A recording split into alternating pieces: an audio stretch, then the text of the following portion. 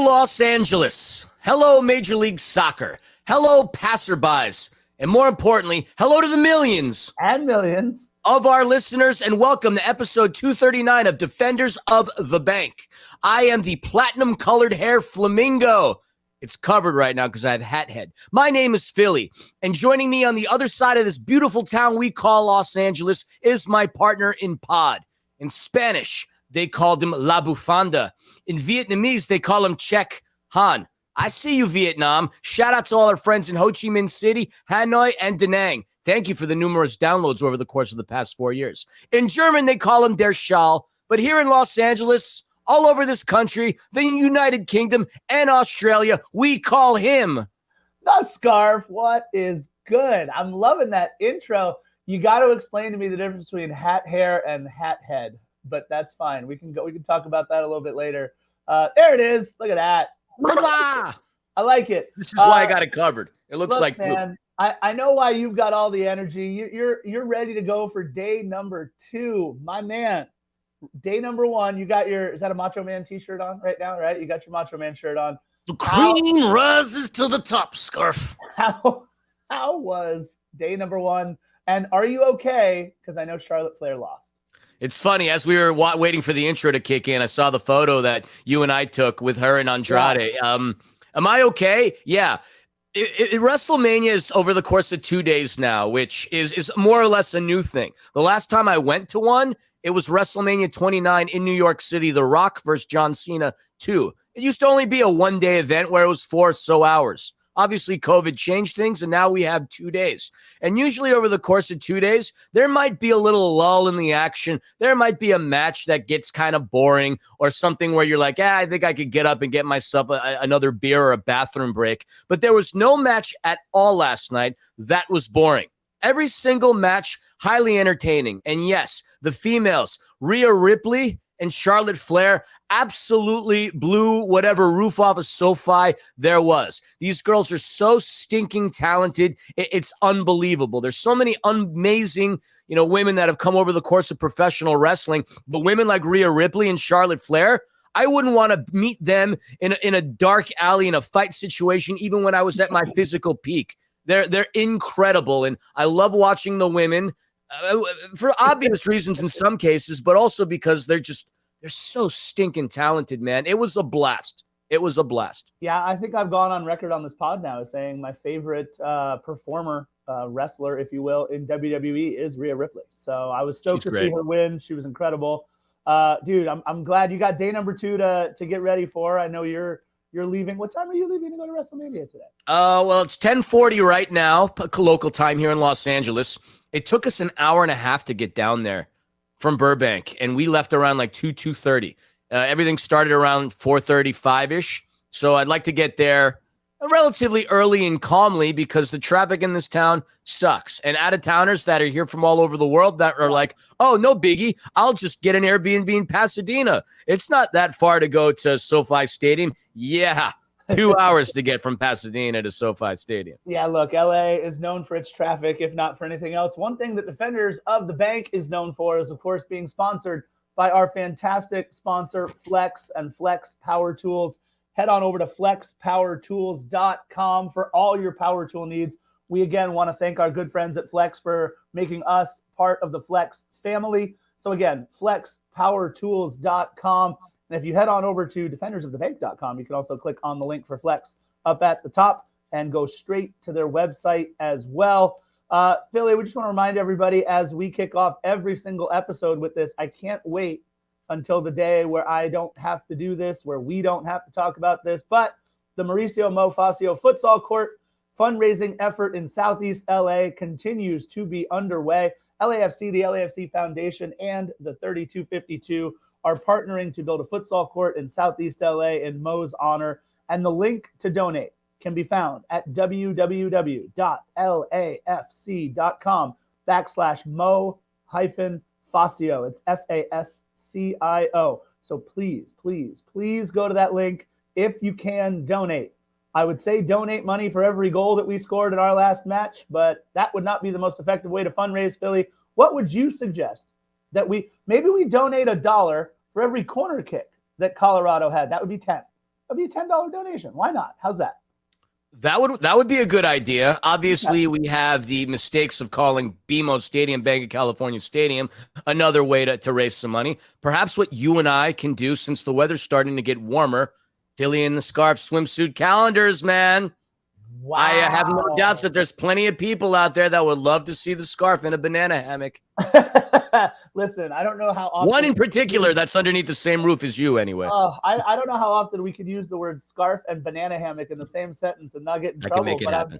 I'm all for it. For any of my students that are listening, I apologize. Either way. Yes, I'm sorry about that, kids. No, hey, that's, we are not role models. We are not paid to be role models. We are here to entertain, inform, and educate. We've gone over this. I am actually paid to be a role model. I have to be very careful. Not right now, though. No, not right now. But I'm always representing the Willows. I love where I teach. I love what I do. Either way, Philly, we got a little bit to talk about in terms of news and notes. We promised the millions and millions that we would give them an international duty roundup, and that just gives us an excuse to say duty. Let's get into a little bit of this day.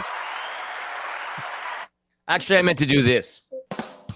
One day I'll get the hang of these stupid buttons. There's only 8 of them, and you programmed them all, right? So there you go. No, they were pre-programmed. Oh, good. You didn't even have to do that. Excellent. We're going to get into this day in LAFC history, a couple of news and notes. Actually, our news and notes is really just the International Duty Roundup. We will talk for a very short amount of time. We'll have our Angel City Minute and an LAFC 2-minute as well. And then a relatively quick breakdown of the match in Colorado. Commerce City, Colorado, again, proving to be a place where we just don't play all that well, but that's all right. We didn't lose this time. This day in LAFC history, Philly, we talked about this on One More Sleep. We're actually recording this Sunday, April 2nd, which is, it's early in the morning. It's 10:45. There's sun. This is weird. I'm not going to lie. This is very, very weird.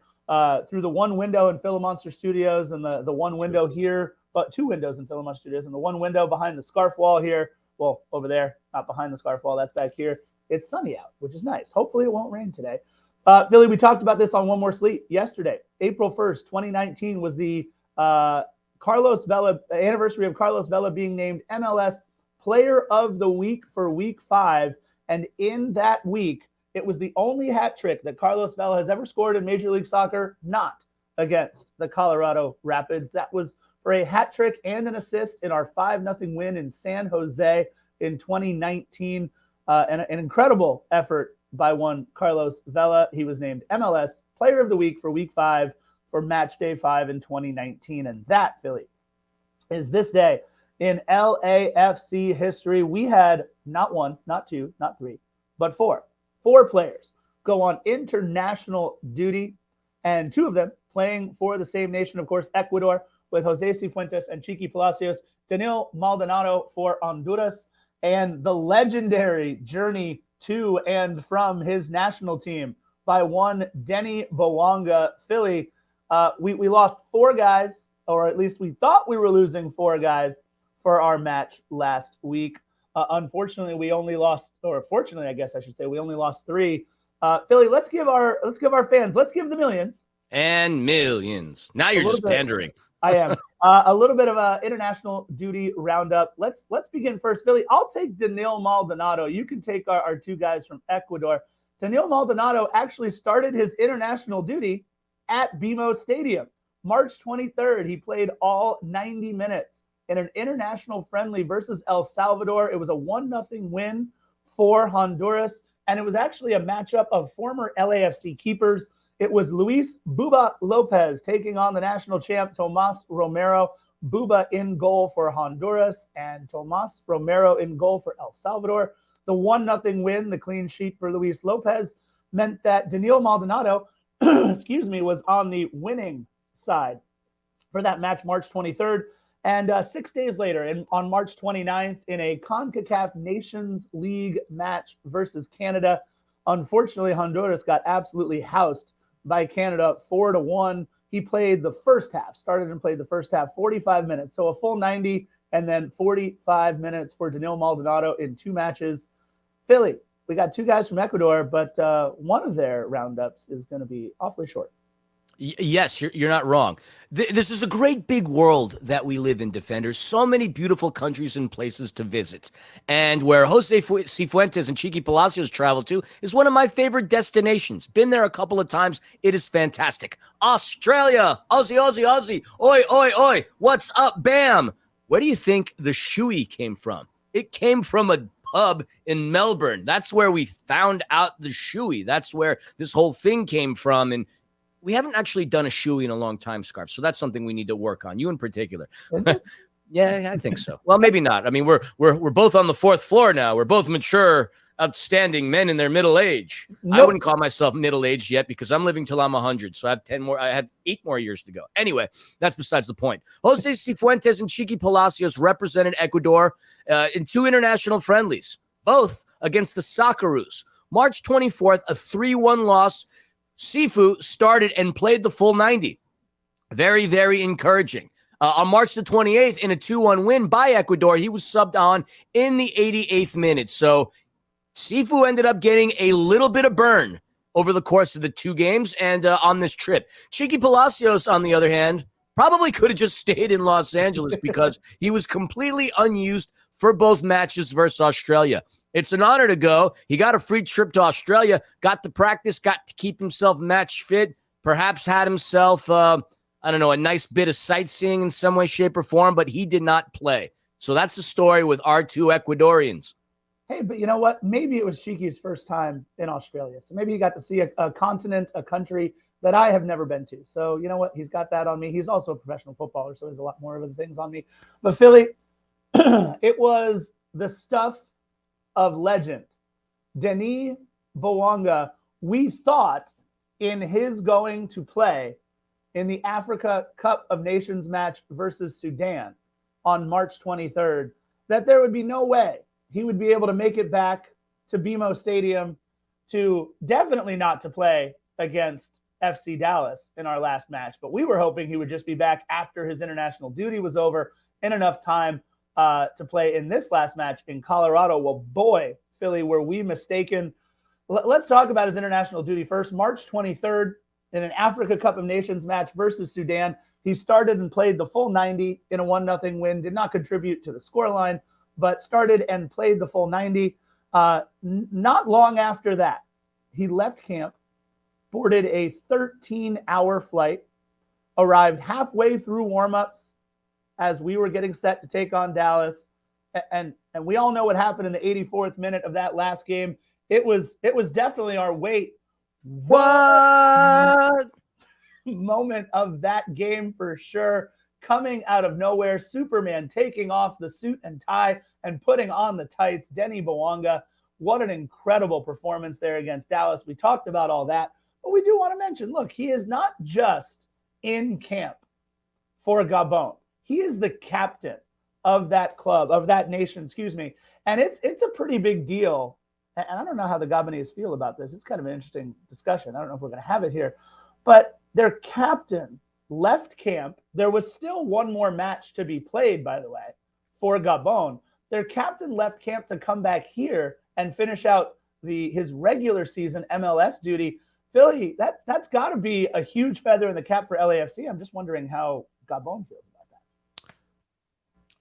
In the words of Steve Cherundolo, I believe that's a question that they could be asked themselves, or something along that nature. I couldn't tell you how I would feel if I was part of the Gabonese team. What that would tell me for some of the other players is, hey, our captain's not here. Somebody else gets to step up and take the captain's armband. That's all it really tells me. Gabon, I'm not going to go on a record and say I know much about the performance and the historical tournament presence of Gabon, but it's an honor that he's the captain. No doubt about that. Plays with Pierre-Emerick Aubameyang. That's pretty cool. There are some very talented Gabonese players, but I mean, I'm much happier to have him here in Los Angeles than anything else. You mentioned the Sudan scarf. Yes. Who is Sudan's most famous athlete here in the United States? Oh, goodness. I'll give you a hint. He's not playing professionally anymore. Not playing professionally anymore. I don't know. Who you got, Philly? At one point, the tallest man in the NBA. George Murasan? He's Romanian, bro. You're not even in the right continent. I thought Manute Bol. Oh, rest in peace, Manute Bol. Manute Bol. Anyways. Oh, that's cool. I didn't know that. Yeah. Started throw that out there. Thanks, buddy. Fun little bingo fact for you guys before we get into the Mile High Meh episode of the podcast. And by the way, Sudan wound up beating Gabon in that second match. So well, there you go. It's kind of interesting, something to think about. Anyways, all right, we're a little off the rails, but imagine that, a Defenders of the Bank episode where we don't go at least a little bit off the rails. That's okay. Let's get into our Angel City minute. Philly, Angel City fell on opening day 2-1 to New York, New Jersey, Gotham future, or maybe even current superstar Alyssa Thompson scored in the 11th minute. And look, she is unreal. She is super fun to watch. I highly advise all of you out there listening. And we know we have some hate listeners from down the road in Carson, and we know we have some real listeners from the Black and Gold faithful. No matter what your allegiances are, to LAFC, to Carson, put those allegiances away when it comes to being able to go to watch Angel City and watching Alyssa Thompson and the rest of those women play. Alyssa Thompson is special. We have plenty of other athletes that are incredible on that club. Please, please, please go and watch Alyssa Thompson and Angel City Football Club play. Also follow Angel City Chicks on all your social media so you can catch up on our Angel City info. Unfortunately, Philly, the 11th minute goal by Alyssa Thompson was not enough, as Margaret Purse and Lynn Williams both scored in the second half for New York, New Jersey, Gotham, in front of a sold-out 22,000 at BMO Stadium. We were finally able to see friend of the podcast, Sarah Gordon, make her Angel City debut, which was neat. And also Katie Johnson suited up for the first time for Angel City after being acquired in the offseason from, I believe, San Diego Wave. So it's kind of interesting that we have our first player playing for us, but it also played for the San Diego Wave. They're traveling to Orlando today, Philly, where they'll take on the Orlando Pride in their second match of the season. Go ahead. No, go ahead. That's good. Unfortunately, we both missed the match. We were watching LAFC 2 in their maiden voyage, which I'll be headed down there later on today. But go on, Philly. No, I just wanted to echo your sentiment about the put aside your affiliations in Major League Soccer for the NWSL. We're trying to grow the women's game. We're trying to grow that beautiful team, trying to obviously have a beautiful platform for young girls to go out there and realize, hey, I too can now play a professional sport at a really high level. So, I don't understand how people could be like, I can't go there because they're LAFC related. Look, if they were Galaxy related, I'd still go down there. I mean, take the short-sightedness and chuck it out the window. I mean, seriously, support the local team. That's what it's all about. I mean, I don't even wear LAFC gear when I go to the bank for these games. I mean, to me, it's all about Angel City anytime I'm there, and I certainly appreciate the going there, the crowd, the atmosphere. The vibe's obviously a lot different. It's a lot more relaxed, a lot more family-oriented, but check it out, man. At the very least, if you're a fan of this beautiful game, if you're a fan of international soccer, Alyssa Thompson is going to be a wrecking ball. She's one of the fastest high school athletes in California. I think she's like the fourth fastest in the state based on track meets. Check her out. Check out that team. Support Angel City and listen to Angel City Chicks. They know what's up. Yeah, no, absolutely. Look, again, I was a Los Angeles Soul season ticket holder in 2009, I believe it was, back when they played down at Home Depot Park or whatever it was, even before then. It was Marta, who is an incredible women's player. She was the star of that team back in 2009. And you know what, Carson, if you're listening, you did a terrible job of marketing. You did a terrible job of drawing people down to the Los Angeles Soul. And we were undefeated. We were the best team in the league, and they were drawing like 3,000 fans a match. And then at the end of the season, they gave back the club to the league because they didn't want to run it anymore. They were losing money off of it. That's how AEG felt about the women's game. And that's in 2009. That's 10 years after the 99ers did what they did. Absolutely ridiculous. So again, put aside all your garbage, put aside all your crap about, oh, they play at BMO Stadium. I wouldn't go into LAFC's house. One of your dumbest podcasters dressed up like one of us and hung out for an entire game in our house. So I don't want to hear anything about it, you guys. Get over to the women's game. Go watch it. This is weird. It's supposed to be Rants with Philly. It's Rants with Scarf today. My goodness. You were wrong about one thing. I'm ready. Not one of their dumbest. Their dumbest podcaster. I hate that guy. Oh, well, such a punchable face. I'm not inciting violence. He irritates the hell out of me. I'll say this. The worst part about it is, and I know I'll get some crap, but it's like, okay, he was actually a really nice guy when we were talking, off air and everything. Man, did I have to grill him on that. That was fun. Philly. He's a terrible human being, and I know why. He's not. Oh, okay. I'm going to stay completely out of all of that. LAFC 2, kicked off their maiden voyage Sunday, March 26th versus North Texas.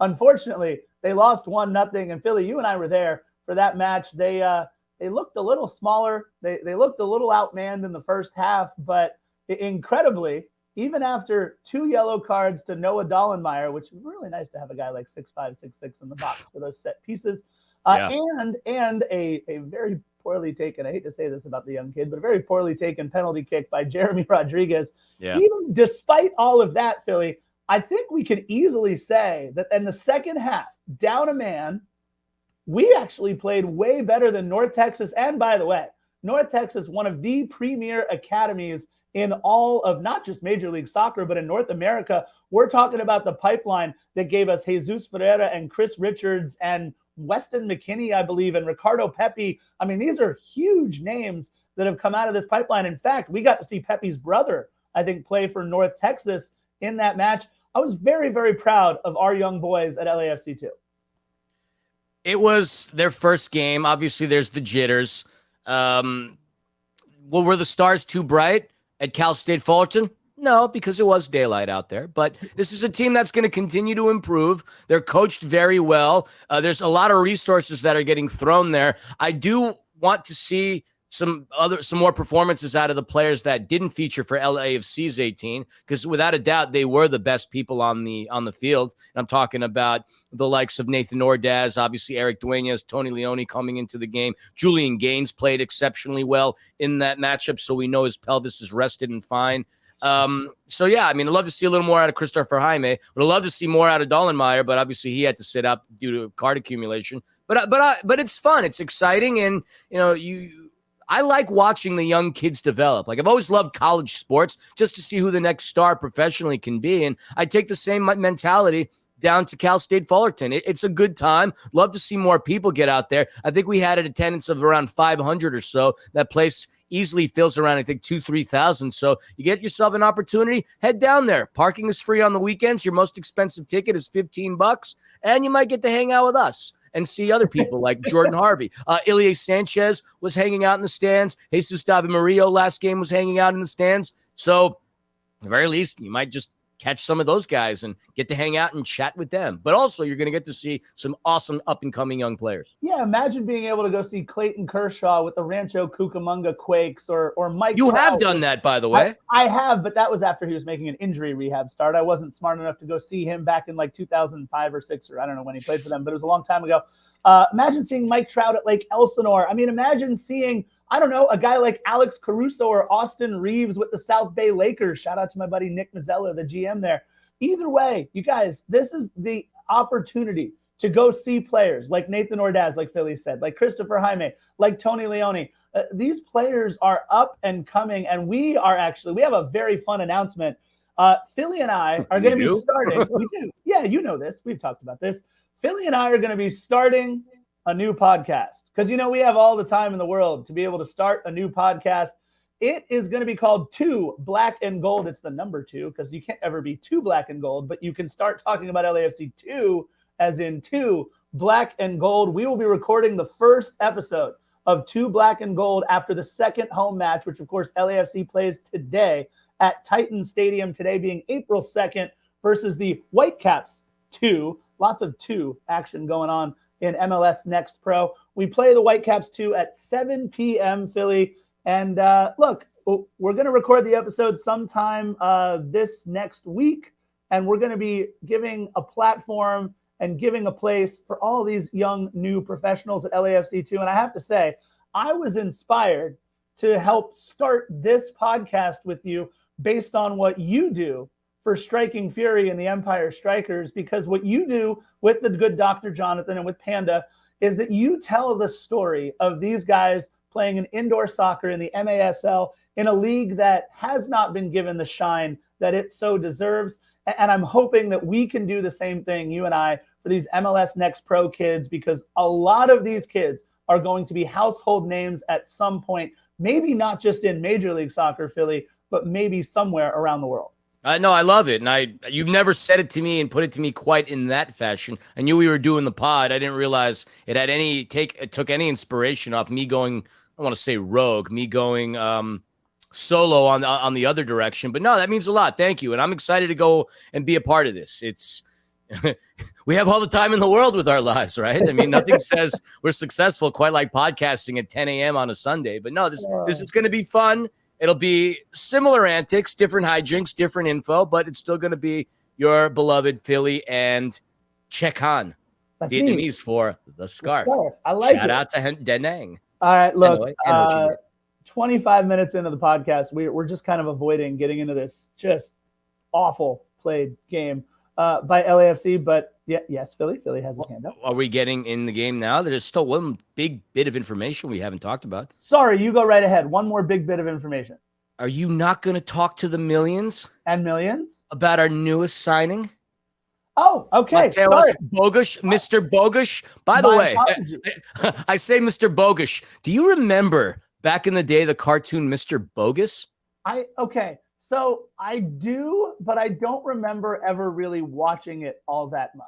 Well, it had about 40 plus episodes in 3 seasons. Kids, a lot of you out there have no clue what I'm talking about. Mr. Bogus was a yellow gremlin-like creature that lived in some kid's wall in the suburbs.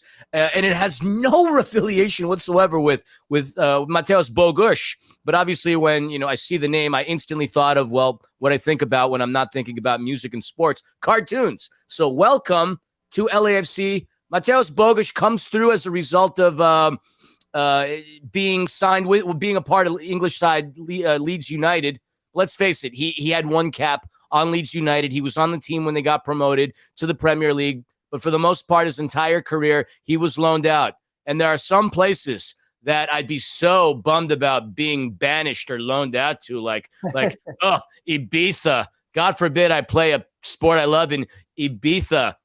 Not a bad place to be. Second tier, obviously, within the Spanish leagues. 65 appearances down there, and a mainstay on Poland's U21 side. This kid, now he could legally drink. I mean, still a youngin', but started playing professional football at the age of 16, and he certainly fits the mold for LAFC, a young, dynamic, attacking midfielder that should make somewhat of a mark, and it fits along those lines of taking a youth player, developing him. I mean, without a doubt, this kid's going to probably play for the Polish national senior team at some point, and figuring out what we do from him there. He's had time in Europe. That name is known, so we get him on our roster, we add some more depth to our midfield, and we develop a outstanding sky's the limit potential midfielder. This is exciting stuff, man.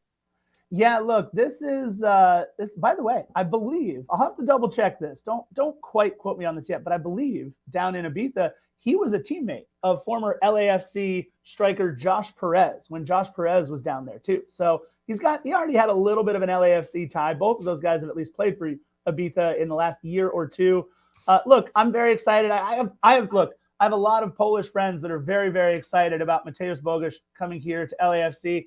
And they mentioned him on the broadcast last night. He is definitely going to provide some more weapons in the attack for LAFC. It's going to be a lot of fun. Look, a lot of good Polish players now joining MLS. You got Karol Swiderski and Kamil Jóźwiak for Charlotte FC. Shout out to Al Rate. You got Mateusz Klich, who just joined DC United. A lot of good Polish players. And we're hoping Mateusz Bogusz can be the best of those 4 guys that are now in Major League Soccer. We'll see what happens there. But welcome to the Black and Gold, Mateusz Bogusz. I don't think we're going to see the best Polish player ever coming to MLS anytime soon. But how cool would it be? Did he not say that he would want to play in MLS at some point? I could have sworn I saw something Lewandowski said about wanting to play in MLS. I could be wrong. I mean, you couldn't get me more excited. I know everyone's talking about Messi coming over and it's almost a done deal. Your boy, Shep Messing, just said he had inside information about Lionel Messi coming over and that it's basically a done deal. But Robert Lewandowski, can you imagine if we have all 3 of those big 3 guys come over at the same time or near the same time again? If we get CR7, I mean, he's making $80 bajillion over in the Middle East right now, but he's going to get his own oil rig at the way he's going over there. All right, let's rip the Band-Aid off Philly. Yep. We're looking for our first win in Commerce City, Colorado since 2018. We highlighted this on One More Sleep. We lost in 2019. We lost in 2021 on decision day 5-2. We lost last year out there in Commerce City, Colorado. But this is a club, Philly, that is looking for their first win of 2023. And look, I don't know. I don't know how I feel about it, but man, did we play terribly. Yeah, if you're looking for the recap of an exciting, high-scoring game, no, this isn't the pod. In fact, I'm going to just call it Mile High Meh, because it wasn't as exciting. And I think Steve Cherundolo at the very end sums up the entirety of this game. I'll mention that comment at the very end of this podcast. But Colorado, not a good team. 14th place going into the weekend, 2 points, 0-3-2.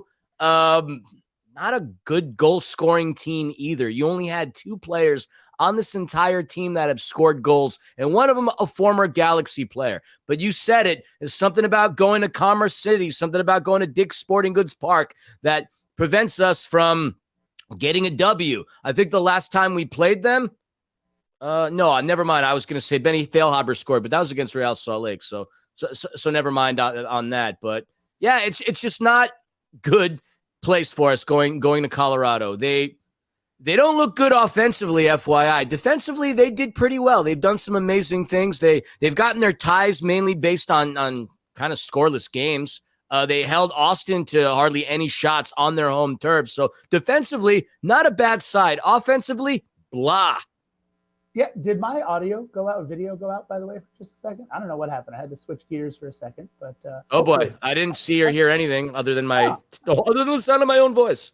Well, perfect. I'm glad. Yeah, you mentioned it. Philly, they finished 10th in the West last year. One of a handful of teams to have double digits wins, losses, and draws. But this has been a rough year. No Jack Price, it looks like, for the entire year, and that would be Captain Jack Price for Colorado. He's really the straw that stirs their drink out there for the Rapids. We would see no Cole Bassett in this match as well. He's back with the Rapids this season after a 2-year stint in the Dutch First Division, the Eredivisie. He played with both Feyenoord, and Fortuna Sittard. Every now and then I call Philly a Sittard. But it did not go well for Cole Bassett. I thought I was going to get the rim shot, but instead I got the one. Okay. What? Anyway. Family friendly. Anyways, it did not go well. There it is. It did not go well for Cole Bassett in 20 games in the Eredivisie. 2 goals, 1 assist, and really didn't have the impact that he wanted to. Look, we've talked about no team, by the way, Philly, in this series had ever drawn. We had never drawn with them before. True. I guess if one team draws, the other team has to draw, right? So there you go. We had played 8 times, 5 wins for LAFC, 3 wins for Colorado. Look, they come in very well coached. The one thing we know about Robin Fraser, who's in his 4th full season, I should say, with Colorado, his 5th season overall, is that he gets the absolute most out of the talent. And this is not a club that uses all 3 designated player spots. In fact, their 2nd designated player spot is even up for grabs right now. We're not quite sure about Kevin Cabral. We'll get into that in a little bit.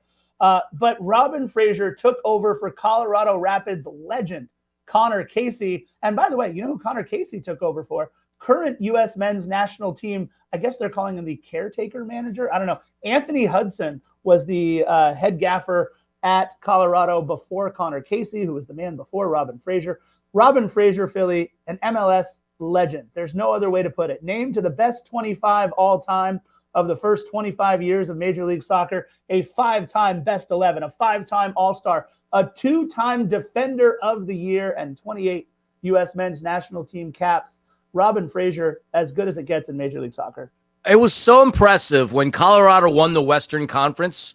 They did so with arguably the lowest, if not the lowest, salary out of anybody in Major League Soccer. So if you're talking about squeezing every bit out of his team, he certainly does that. It might have been an anomaly of a season. They were so successful and they got ousted in the first round of the MLS playoffs, but he does command the respect of his team. It would be a lot better if he commanded the respect of his owner, Stan Kroenke, owner of the Colorado Rapids, who owns the Los Angeles Rams, owns Arsenal, I think the Denver Nuggets. I'm not sure if the Colorado Avalanche too, but one of the richest owners in sports. And I don't even think he knows he has a Major League Soccer team. How could he? That stadium hasn't really been updated in forever. They don't have a lot of money to to dish out to players. And how could you not use all your DP spots? You want to be competitive in this league, you got to spend money. God forbid they relieve this league of salary caps. I mean, things are going to go through the roof. Maybe LAFC will be a dynasty and never lose again. I don't know, but you got to spend money to make money. And I do have all the respect in the world for Robin Fraser, but come on, Stan Kroenke, let's make your Rapids a solid team. After all, you do have an MLS Cup in your resume, and you are a since 96er. Come on. Something that we were shocked about, Philly, when we were there for Decision Day in 2021, it's free parking at Dick's Sporting Goods Park. Free. Well, they make up for that at SoFi Stadium, let me tell you. Do you imagine, Philly, if BMO Stadium, LAFC, offered just one match with free parking? I would drive a separate car from Nina just so I could park it there for free. I mean, it would be unbelievable. Free parking at Dick's Sporting Goods Park. Look, I actually... Two dumpsters that both begin with the letter D. There you go. Look, I actually enjoyed their stadium. We did a little walk around, right? We got to be there really early. It's a very nice, kind of cute, homely stadium in the middle of absolutely nothing in Commerce City, Colorado. If you've ever been there, it's not near Denver, folks. It's like a 45-minute ride from Denver, and you get there, and it's the only thing around for a couple of miles. So it was a little bit of a shock. I thought we'd be playing, I don't know, near a major city, but no. Nothing. It's called Commerce City, and there's no commerce. Let's get into the lineups. Philly, we know Colorado likes to roll out their 3-4-2-1. Robin Fraser liking one guy all the way up top, and that one guy, we'll talk about it, actually switches around quite nicely. They do a lot of different things with it up at the top. But a goalkeeper that we are very familiar with, even from his days as a backup in Leon, goalkeeper William Yarborough, who was the backup when we played Leon down in Champions League. We've now seen him for a couple of seasons in Colorado. I think he's good. I actually have a lot of respect for William Yarborough. Played very well in the first 25 minutes of this match, and then could have literally laid down and taken a nap for the rest of the match for Colorado. On the back line, you got defender Danny Wilson, the Scottish center back who came from Rangers, 100-plus caps for Rangers. And Philly, you and I have both talked quite a bit about Rangers, one of the premier clubs, not just in the Scottish Premiership, but in the world. They are a fantastic club. He's capped 9 times for Liverpool, Philly, 15 times for their under-21s. And I get to bring up this club twice, Philly. I'm so excited. He has 85 caps for one of my favorite names in all of professional soccer. Sounds like it should be in Tobin's Spirit Guide from Egon Spangler. Heart of Midlothian. If you don't love the name Heart of Midlothian, then you don't love soccer. You don't love professional football. He has 85 caps for Heart of Midlothian, and that is one of 2 mentions of Heart of Midlothian that you are about to hear. Defender Andreas Maxu, the Danish designated player. That's right. Colorado's using one of their designated player spots on a guy from the back line who actually played very, very well in this match. Looked great for them. Andreas Maxu, the Danish DP, came over from Brøndby in the Danish Superliga this year in 2023. Lawless Abubakar, the tenacious center back from Ghana, who we are now very, very, very familiar with, and who he and Kellen Acosta gotten a little bit of a tiff. They had tea after the game together. Did they really? That's awesome. No, I'm just making it up. I know. That would be awesome if they did. Midfielder, defender, kind of chameleon there on the back line. Sam Nicholson, the 28-year-old Edinburgh native who played for a couple of MLS clubs, played for Bristol Rovers, and here it comes, a teammate of Danny Wilson's at Heart of Midlothian. Combined, Danny Wilson and Sam Nicholson have over 200 caps for Heart of Midlothian. And that's the end of our Heart of Midlothian references in the Colorado Rapids lineup. Keegan Rosenberry, the Rosenberries taste like Rosenberries, the Pennsylvania native who capped over 200 times in MLS since being drafted in 2016. Philly, he was the 3rd overall pick in 2016. Do you know who the 1st overall pick in 2016 was? I know you're probably looking at my notes, so you might know. But I would say one of the biggest exports in the history of Major League Soccer. No, I've glanced over your notes. Certainly not the roster stuff. Okay, a teammate of his. Give me a hint, just a hint. Former NYCFC player, now playing in Europe. In Europe, former NYCFC player. Teammates. Playing in the Premiership, my friend. Oh, Jack Harrison. There you go. Number 1 overall pick in 2016, Jack Harrison. 2 picks later, was Keegan Rosenberry. Midfielder Connor Ronan, the 25-year-old Irishman joining from Wolves, not the Wanderers, as they said in Ted Lasso, but the Wolverhampton Wolves. Connor Ronan has had one of those careers, Philly, that I would absolutely love to have if I was a professional soccer player. Not so much playing for the Colorado Rapids, but he has played in League Two, League One, the English Championship, and the English Premier League. He's played in all four of their top four divisions, as well as the Scottish Premiership and the Swiss Super League. The dude has played all over. I just think that's a really fun career that he's had. And oh, by the way, he's 25. He's got like 10 more years of football if he really wants it. He's a very, very good midfielder. He was kind of fun to watch in this match. Midfielder Brian Acosta, the Honduran, who no doubt Daniel Maldonado is very familiar with, came from Dallas, and he is excellent on set pieces, as we would find. The Brazilian midfielder / forward, Max. Just Max. The Brazilian under 22 has yet to translate to Major League Soccer. 32 MLS matches, and you, Philly, have the exact same number of goals in your MLS career as Max does right now.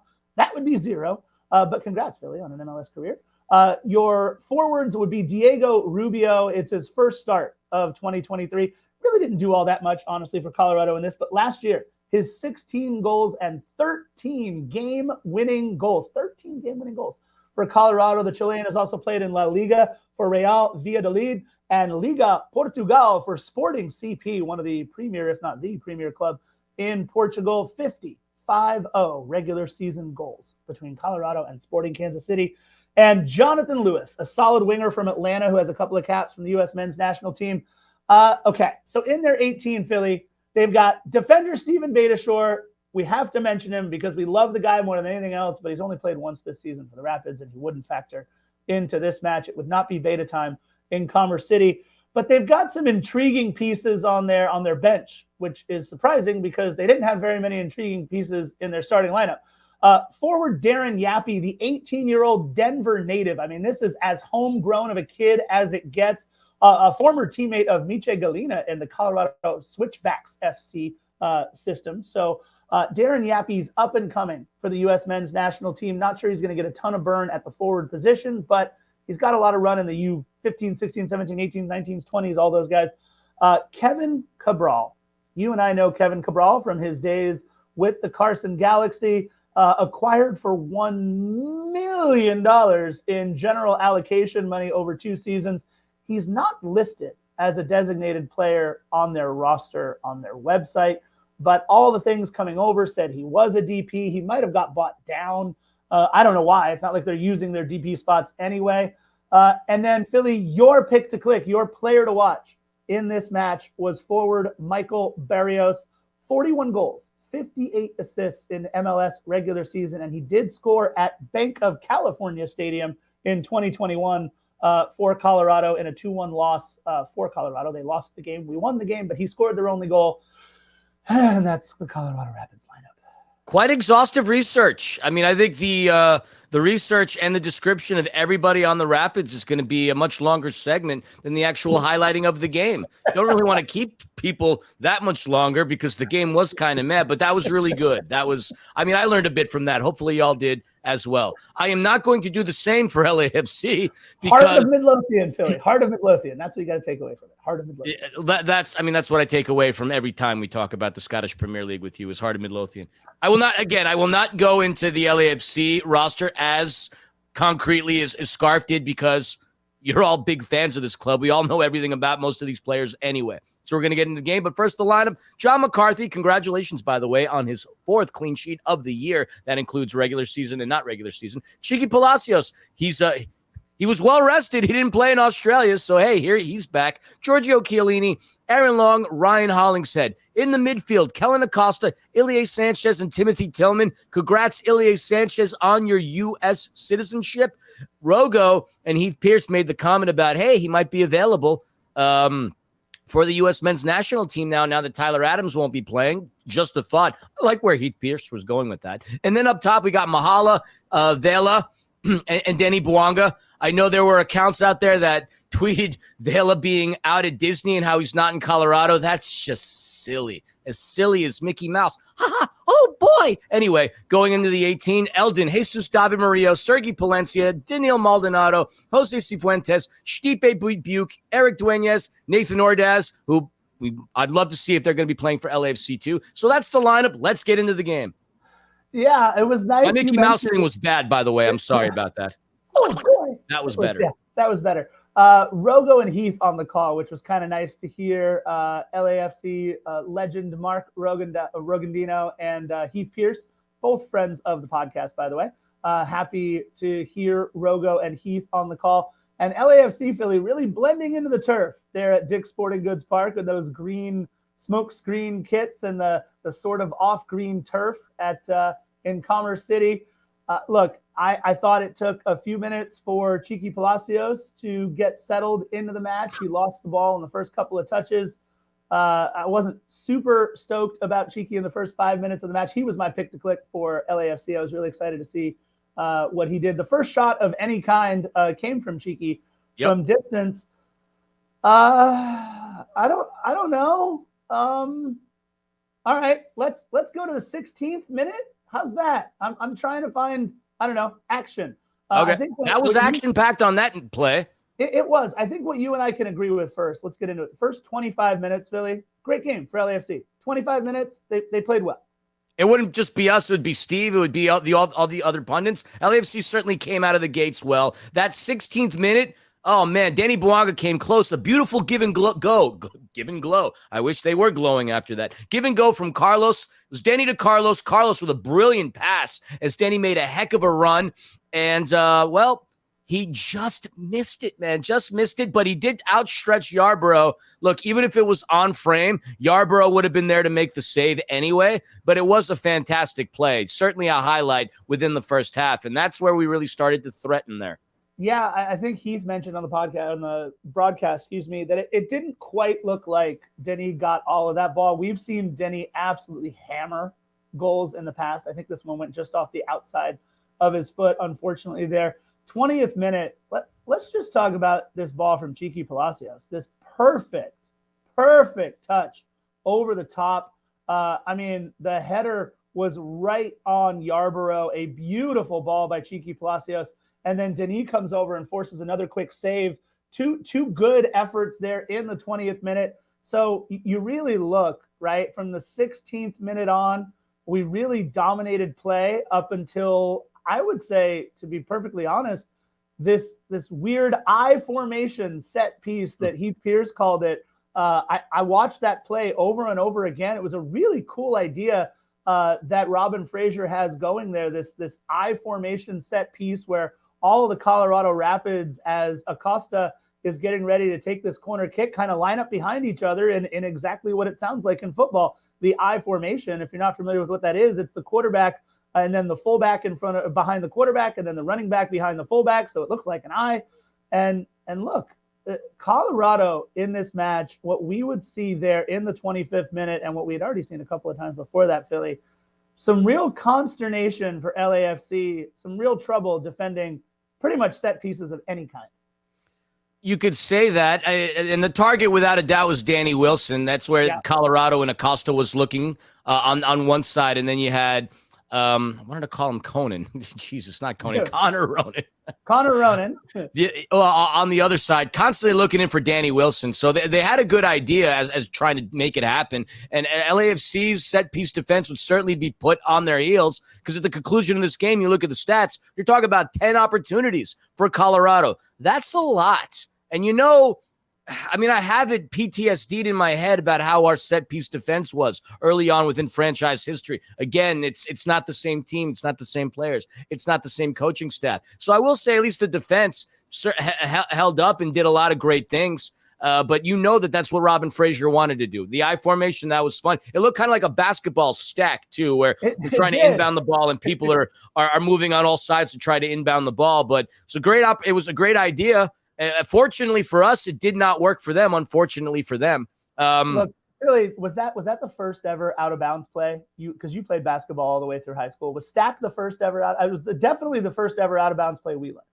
Yeah, I mean, that to me is the most basic textbook way to inbound the ball. You set that same way up, and everybody has their exact direction where they're going, and that's how the ball gets inbound. And how about Giorgio Chiellini pulling a Christian Ramirez and skying that ball over the bar from right in front? And he did his on purpose, which was great. Christian Ramirez was trying to score. But on that set piece, I mean, Heath Pierce talked about it a couple of times, how he had enough room, Giorgio Chiellini, to clear that ball up and over the bar from basically standing on the goal line. That was pretty impressive. You know, I love everything that my boy Giorgio does. Mahala, Your buddy. Oh, I love scarves. Oh, it's the best thing ever. Oh, my goodness. Mahala was sprung by a great pass from Denis Bouanga, but just missing. And what was, Mahala sprung Denis Bouanga with a great pass.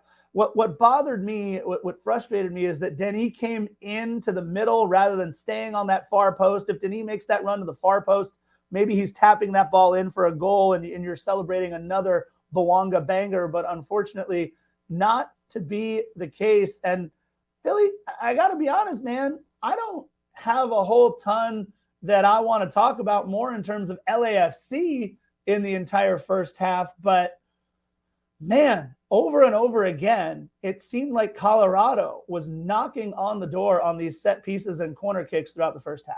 We got lucky. There was that one play that Danny Wilson was calling for a handball. There was no stoppage in play there. So, look, they obviously settled into their rhythm after the 25th minute. They were passing the ball a little more efficiently than us. They were, I would say, a much better team, certainly within the second half. They didn't have any shots towards McCarthy within the first 45 minutes. McCarthy didn't start getting tested and getting balls drawn within his perimeter until the second half. And you're going to see what the stats are afterwards. But the one play that we have to highlight closing out the first half, we're looking at injury time. That was our golden opportunity right there. And without a doubt, the highlight of the game. Denis absolutely picks the pocket of Acosta and makes a heck of a run, man. He's going the length of the field, 3/4 distance, really box to box running. And his left foot shot just misses. Heck of a run. Heck of a run. You think maybe he could have had the additional step there, but I mean, he played that ball well defensively.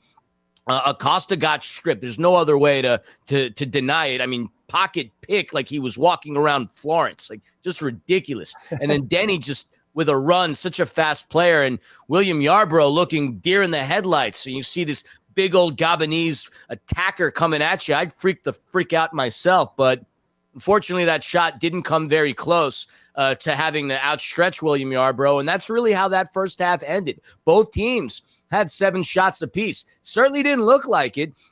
On target, it was just LAFC. Just LAFC with a couple taps by William Yarbrough. The corners, that's just where it starts to get lopsided. Colorado had 5 opportunities at getting something into the box and scoring off of Danny Wilson within that I formation. And then possession, for the most part, 50-50. So that's your first half in a nutshell with the second half to go, which, by the way, all Colorado. Yeah, first half, I think the only other highlight, Philly, was when Heath Pierce and Mark Rogodino are talking about, could Ilie Sanchez now play for the U.S. men's national team? Yeah, well, I mentioned that, like, during the roster designation. Yeah, I just don't think that Ilie would play in the midfield, but how cool would it be if maybe in a Gold Cup or an international friendly or something, they call him in and, hey, you get a cap for the U.S. men's national team. That'd be fantastic. He's, like Heath said, he's not the future, but he certainly could be a serviceable player on the U.S. Why not? Why not? Even if it's a friendly against, I don't know, Bolivia, like bring up Ilie. Yeah, look, I mean, do we play Bolivia anytime soon? Why not? I mean, look, I don't know why I thought about Bolivia. I don't know. Shout out to everybody who listens in Bolivia, by the way. Thank you, Bolivia. The second half was all, in my opinion, Colorado. I know you said it, all Colorado.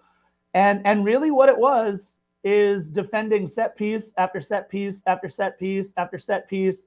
I also don't think LAFC valued possession nearly enough. I don't know what they were doing with their passing. I got to say, the second half was easily the most frustrating half of football I've watched this year, and it may have been the most frustrating half of football that I've watched in the last 2 years from LAFC.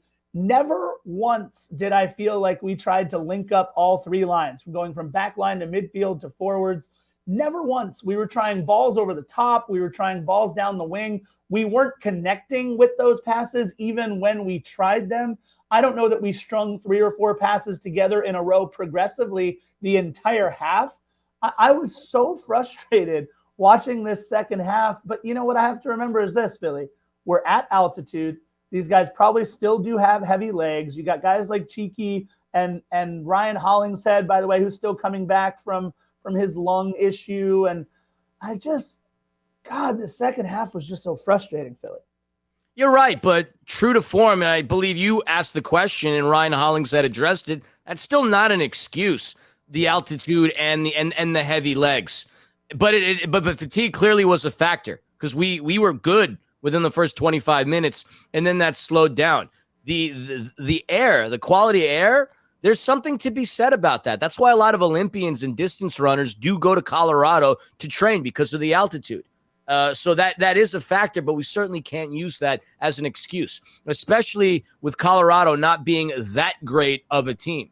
And while 5 games is not a sufficient body of work to say that about, I mean, it's true. The 2 goals over the course of 5 games, we know they're not a good team, at least not offensively. But, you know, the guy who started to become a man of the match, in my opinion, and I'm sure there's plenty of others out there that would harbor the same sentiment, would be John McCarthy. He made himself some saves. 50th minute, he gets his first credited save. There was this weird bounce from a shot off Diego Rubio that got deflected off a Hollingshead. And thankfully, J-Mac had the wherewithal to keep with it because that awkward bounce could have easily resulted in a stupid goal. But, I mean, that's the first save that he really got credited for. Yeah, look, we had that corner kick where it looked like they may have used Timothy Tillman to, get even higher up on the header. Luckily, another good play by John McCarthy. I just felt like we looked awful on these set-piece defense early on in the second half, maybe first 10 minutes or so. The only one that I thought we looked good at was in the 57th minute where Rubio just basically passed the ball right to John McCarthy, which I appreciate. 60th minute, about an hour in, you really felt like Robin Fraser was starting to push his chips into the middle, getting your boy Michael Barrios, who you said was your player to watch during One More Sleep, and Darren Yappy in for a largely ineffective Jonathan Lewis and Diego Rubio. Not a good showing for 2 of their strikers. Barrios and Yappy certainly more effective coming on with just 30 minutes to go. Aaron Long with a yellow card there in the 65th minute. Maybe we'd have to watch how Aaron Long was playing, especially because they like all these set pieces and balls into the box that could always, one bad play, a guy gets behind you, you drag him down. Now all of a sudden it's your second yellow, a la kind of like Noah Dollenmeyer for LAFC 2. But nothing really there. A little bit of a nervous moment for me, Philly. I didn't like seeing all of the 4'11" Michael Barrios one-on-one with my boy Giorgio on the wing there, but luckily his cross went nowhere. And thank goodness, Philly, after 73 minutes, we finally get a little bit of relief with some subs. Murillo and Buke coming on for Chiellini and Vela. I mean, look, I think you and I have said this repeatedly. Our defense, our shape is just so much better with Giorgio Chiellini back there than when he's not. I don't love the combination of Murillo and Long, but I will say this. We looked solid enough at the last 15, 20 minutes of this match with Murillo and Long back there. Actually, no, I shook my head there. I think Murillo and Long are fine. It's Murillo and it's Long and Chiellini that I'd like to see a little more of, and in time that'll happen. Look, defensively we were fine. I mean, we got another clean sheet, which, as we know in this game, is very hard to come by. But what's unnerving, obviously, is having to rely on a veteran like a Giorgio Chiellini. Right now, I think we need at least maybe one more person back there to help take care of business. And I know we have that, but not anybody I feel as confident in. And, going to play Vancouver on Wednesday, are we going to utilize Giorgio Chiellini? I know Steve Cherundolo said turf is not a factor in terms of team selection, but it's got to play. It's got to play a role. I would love to do some statistical analysis on how much the turf certainly affects the knees of players and injuries along those lines.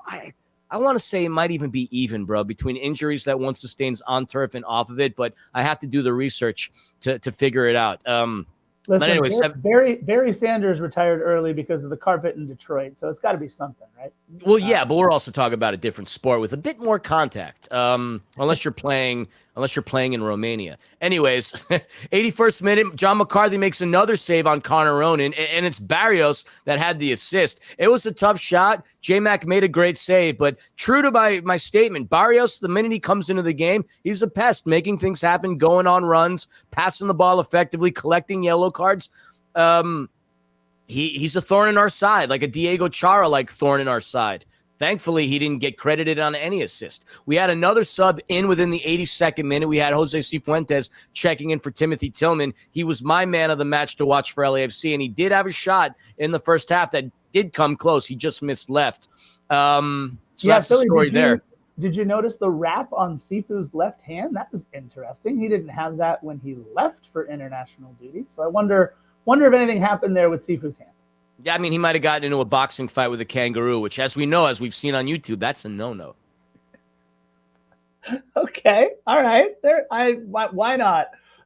Look, LAFC could have scored a scarf goal, which is a goal in the 83rd minute. I just didn't love. Look, I get it, right? Jose Cifuentes is one of our most potent shot takers from outside the box. But the dude had just You're a potent shot taker. I definitely was for my birthday party. That's for sure. I was also then a very good napper after that. But look, a cold Jose Cifuentes coming into the match to take that shot. I just didn't love. He'd been in for less than a minute or so when he lined up to take that set piece, and he drilled it right off the top of the wall. I loved what Robin Fraser did in the 86th minute. He made his last play that he could. He's trying to steal all 3 points, bringing in Kevin Cabral and Ralph Prizo, who I didn't really talk about at all in the lineup thing because I didn't want to take an hour and a half.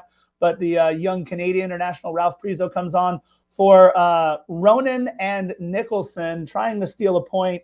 Kind of a dirty yellow from Michael Barrios, taking Acosta down from behind there in the 87th minute. But look, 4 minutes of stoppage time. And I do want to say thank you to the good friends at Apple TV. Thank you for showing a running clock during stoppage time, so we know exactly how much time is actually taken off the clock. I appreciate that. Thank you.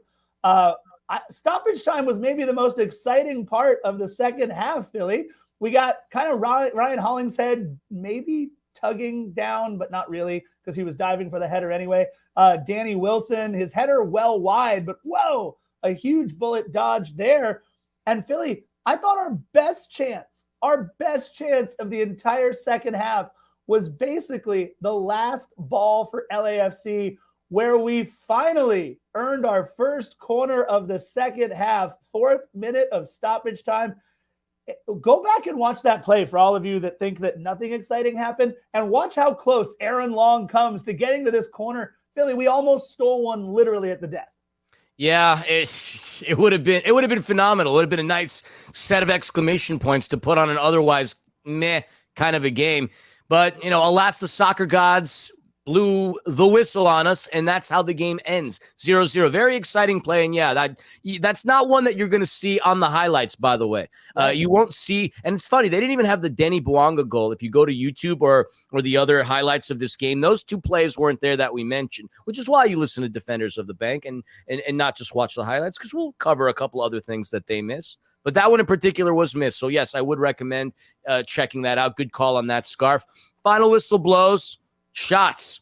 Colorado had another 7 in the second half. LAFC total of 11. So we're looking at 14-11 shots. On target. This is where it kind of sucks. LAFC had 2 on target in the first half. LAFC closed the game with 2 shots on target the entire game, which obviously had Aaron Long scored on that would have been fantastic. Colorado had all of their shots on target within the second half. Possession relatively even, but the difference clearly being in corners. 10-3. Very lopsided. Colorado certainly had opportunities they did not capitalize on. But to sum up the words by Steve Cherundolo during the press conference, not the best game to watch, not a lot of quality. There's nothing more that really needs to be said. He also did say he was fine with the defense, but not a great game, not a lot of quality. And that's that's the recap, unless you had anything else. I did have a couple other cool factoids to mention, but I didn't want to do it unless you had something else to say. No, I asked my one question I wanted to ask of Ryan about what was it like to have to defend double-digit set pieces and corners the way they did, and he said that's exactly what Colorado wanted to do. Honestly, coming into the match, basically what Steve Cherundolo said was they are who we thought they were, to quote the great Dennis Green. But what was frustrating... I was wondering when we would get a Minnesota Vikings reference on this pod. And last year or the previous years, we had several of them. There you go. Finally got our Dennis Green. And I know Max Bredos is going to call that out too. But, to be perfectly honest, LAFC didn't do anything to make them not play their game. So Colorado, after the first 25 minutes, just did what they wanted to do. Frustrating, 0-0 draw. But look, we got the first draw in the series, right? No one had ever drawn in this series before. And I wonder how seriously, because Ryan Hollingshead said it and Steve Cherundolo said it. Yeah, but it's still great to take a point on the road. How seriously do they actually believe that? Coming in, you're LAFC, you're clicking on all cylinders, you're firing on all cylinders, I should say. And 0-0, I mean, look, yes, you're always happy with a point on the road. That's what you're supposed to say after these type of things. But this was not great, Philly. Not great. It wasn't great at all. It's our second 0-0 draw of the season. And I thought about that for a second because I don't recall too many of these in the history of our team. In fact, this last game against Colorado, historically speaking, was our fourth 0-0 draw. And we've had two of them this year. Obviously, there was the 0-0 this time around. There was the 0-0 away against Seattle. And then we hadn't had a 0-0 draw since 2019. You'd have to go back to May 4th at home against Chicago, 0-0 there. And then almost a year before that against Portland, yet again at home on July the 15th, 0-0. Only 4 0-0 games in franchise history. Two of them have been this season, and prior to that, we'd have to go back to 2019 for the other one. Now I'm talking about regular season. Of course, I know what some of y'all are thinking, but Philly, I was at SoFi. They ended in a draw against Club America. They did, but they went to PKs. So this is just regular season endeavors. But there are some things to be optimistic about. John McCarthy got his third regular season shutout and his fourth of the year, including all competitions. We're still undefeated, us along with Minnesota United and, oddly enough, FC Cincinnati. What a turnaround that team has had. So that's kind of cool. We've only conceded 3 goals throughout the entirety of these 6 games. There's something to be said about that. Only 2 other teams, I think, are in the discussions for that, and that would be Minnesota United and Seattle. Nashville has only conceded 2 goals, but they have a worse record than we do. And, I mean, that's the story. The defense was fine. We got close on a couple of occasions. I don't want to use the fatigue and the mile high factor, but yeah, we kind of have to use the mile high factor and the fatigue, but we get ourselves a couple of days rest and then we head over to Bad Carpet Place, BC Place in Vancouver to take on a team that absolutely whooped their country rivals, 5-0 Montreal Impact. Look, I don't care how bad of a team you can be. When you put 5 goals on somebody at this level, that speaks volumes. I'm not going to say I'm not optimistic. I'm not cocky going into this game against Vancouver. Vancouver looks to be a pretty good team. Yeah, look, I believe the tweet, and I'm looking for it. Yes, I found the tweet from OptaJack. The Whitecaps' 5-0 win over Montreal on Saturday was the second largest Canadian-on-Canadian crime in all of all of the Canadian teams to ever play against each other. It was the largest ever defeat by one Canadian team over another in MLS history. Only Montreal's 6-0 win over Toronto in the 2013 Canadian Championship. And Philly, who doesn't remember where we were watching the 2013 Canadian Championship when Montreal beat Toronto? Only that rivals the 5-0 win yesterday. So that Canadian-on-Canadian crime, the worst in Major League Soccer history. And now we get to go up there and play them. We get to be reunited with our good friend Tristan Blackman. It'll be a homecoming-ish of sorts for Mark Dos Santos. I don't know. He coached there for a season or 2 and then left. But either way, let's look real quick, Philly, about where LAFC is in the table. St. Louis finally lost. Thank you, Minnesota. Man. I appreciate. Their fans are getting annoying on Twitter. They had to get brought back to reality. And not only did they lose, not only did they lose, they lost in St. Louis, so that was good. Minnesota humbling them 1-0. Seattle kept rolling. At least this time, it was the expense of Carson, 2-1. So Seattle with their win. That means LAFC remains third in the West on 11 points. Tied with that surprising Minnesota squad at 3-0-2, but we've scored more goals. So we are third in the West behind St. Louis and Seattle. And in the Shield, we are sixth in the race for the Shield. 15 points for St. Louis, 14 points for FC Cincinnati. You mentioned them earlier. St. Louis, Seattle, Atlanta, and New England, all with 13. And of course, LAFC on 11 points. And Philly, we talked about this. We have 4 more matches in the next 15 days. We go up to Vancouver on the 5th. We come home to BMO Stadium on the 8th against Austin. And then 3 days later, we're home to Vancouver in that second Champions League match in that round. And then we get to go down to Carson on the 16th. Philly, I can't wait. Yeah, we got to buy those tickets, come to think of it. That's a good point. I have nothing more to say about things. We're an hour and 11 minutes into it, and producer McPanda looks like she's telling us to wrap it up. So, Scarf, what do you have to say? Where are you headed right now? Where are you going? Where am I going? Yeah, what you doing? I got to go follow my tribal leader and the bloodline at SoFi Stadium for the Showcase of the Immortals, WrestleMania 39. It'll be Roman Reigns defeating Cody Rhodes. And you know how good I am at picking winners. Well, look, I know he's one of your people. I hope he wins tonight. Look, I hope somewhere the Undertaker rises from some place and at least makes an appearance.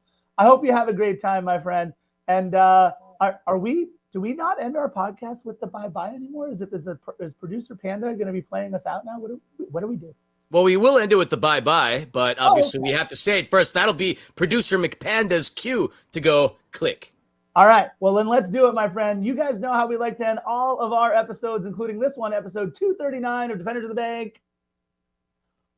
Bye-bye. Bye-bye.